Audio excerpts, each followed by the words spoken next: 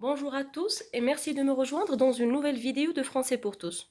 Aujourd'hui, nous allons voir la boîte à merveilles. C'est une leçon dédiée aux élèves du première année bac.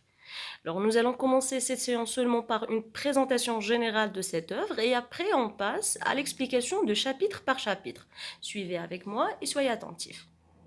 Alors, La boîte à merveilles, c'est un roman autobiographique, ou bien une autobiographie écrite par l'écrivain marocain Ahmed Sfraoui en 1952 et il est publié en 1954. Et quand on dit un roman autobiographique ou bien une autobiographie, ça veut dire c'est un récit de vie. C'est un roman où l'auteur, bien le narrateur, il raconte des événements de sa propre vie. Alors, il fut longtemps considéré comme le premier roman marocain écrit en français. Alors, on peut dire que Ahmed Safraoui, c'est le premier auteur qui a écrit un roman marocain en français. La boîte à merveilles d'Ahmed Safraoui est, comme le décrit son auteur, un album où se succèdent des tableaux de la vie quotidienne. Comme nous avons déjà dit qu'un roman autobiographique, c'est un roman où on raconte des événements de notre vie. Alors ici, c'est un roman, c'est un album où se succèdent des tableaux de la vie quotidienne. Il est à la fois récit autobiographique et véritable témoignage socioculturel de la vie au Maroc au début du XXe siècle. Alors, dans la boîte à merveilles, on évoque la solitude d'un enfant différent des autres, la solidarité d'un peuple et également le pouvoir de l'imagination. Et passons maintenant aux personnages. Les personnages présents dans notre roman La boîte à merveilles. Alors, quand vous allez remarquer que tout le roman, il est écrit à la première personne du singulier, je. Alors, je, c'est l'auteur et lui-même le narrateur et le personnage principal de l'œuvre. Il est le fils de Lalla Zoubida et de Sidi Abdeslam. Il s'appelle Sidi Mohamed, âgé de 6 ans. Il se sent seul, bien qu'il aille au Sid. Il a un penchant pour le rêve. C'est un fasci d'origine montagnarde qui aime beaucoup sa boîte à merveilles. Contenant des objets mêlés, il souffre de fréquentes diarrhées. Lalla Zoubida. Alors, Lalla Zoubida, c'est la mère du narrateur. C'est une femme qui prétend être la descendante du prophète et son ventre sont flattes. Elle croit aux superstitions. Ses yeux reflètent une âme d'enfant. Elle a un teint d'ivoire, une bouche généreuse et un nez court. Elle n'est pas coquette, âgée de 22 ans. Elle se comporte comme une vieille femme. Alors, Sidi Abdeslam, c'est le père du narrateur. C'est un homme d'origine montagnarde. Il s'installe à Fès avec sa famille après avoir quitté son village natal situé à une cinquantaine de kilomètres de la ville. Il exerce le métier de tisserand. Tisserand, ça veut dire un fabricant de tissus. Grâce à ce métier, il vit à l'aise, homme fort et de haute taille, un homme barbu que le fils trouve beau. Il a 40 ans, il est à la quarantaine plutôt. La Chouafa. Alors vous allez remarquer que ce personnage, c'est le premier personnage cité au début du roman de la boîte à merveilles, Dar Chouafa. Alors la Chouafa, c'est une voyante, c'est la principale locataire de Dar Chouafa et on l'appelle Tante Kenza.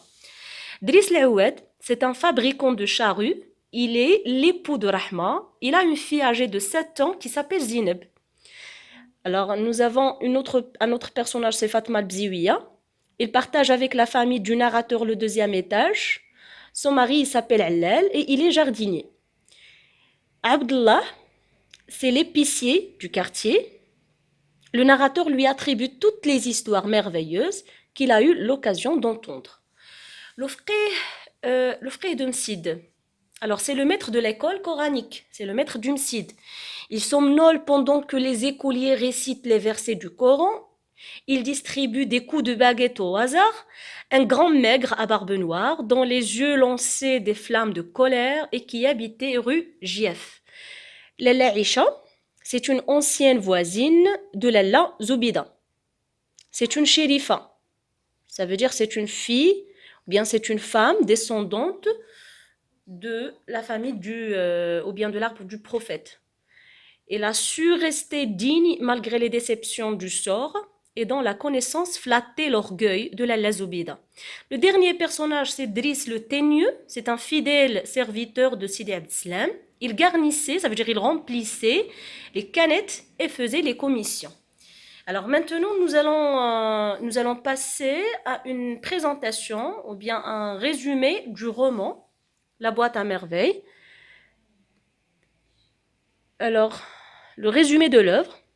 Alors, c'est le premier roman écrit en français, nous avons déjà dit ça. La boîte à merveilles, c'est une suite de scènes et de tableaux et raconte la vie quotidienne d'une famille populaire dans la vieille ville de Fès.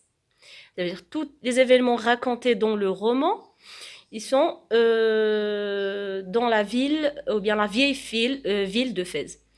Elle présente une séquence sur la vie d'enfance d'Ahmed Sfraoui, par un va-et-vient entre le narrateur adulte et le narrateur enfant. Le lecteur entre dans son monde solitaire qui, malgré quelques timides amitiés, ne semble compter qu'un véritable ami que sa boîte à merveilles. Il parle dans la boîte à merveilles de ses journées en site qu'auprès du frère et de ses condisciples et présente le monde de Dadar Chouafa et les habitudes de ses habitants. Alors maintenant, nous allons passer à une présentation de notre auteur, notre écrivain Ahmed Sfraoui. Alors nous allons parler de Ahmed Sfraoui brièvement, c'est juste pour savoir qui est l'écrivain de La boîte à merveilles. Alors Ahmed Sfraoui, c'est un écrivain marocain. Il est né à Fès en 1915, de parents amazirs. Il a grandi dans la Médina, d'où la présence prégnante et cet espace dans son œuvre, et particulièrement dans La boîte à merveilles. C'est un journaliste dans l'action du peuple, puis conservateur dans le musée Doha à Fès, en citant des fonctions publiques à partir de 1938 au ministère de la Culture, de l'Éducation nationale et du tourisme arabe. Et il est mort en 2004 à l'âge de 89 ans. Bon voilà, j'ai essayé dans cette première partie de présenter en général la boîte à merveilles, ses personnages et son écrivain Ahmed Sfraoui. Alors dans les prochaines vidéos, je vais essayer d'expliquer en détail tous les chapitres de notre roman. Soyez à l'heure. Et si vous aimez mes vidéos, n'oubliez pas de cliquer sur j'aime, de vous abonner et de partager avec vos amis. Merci et à la prochaine.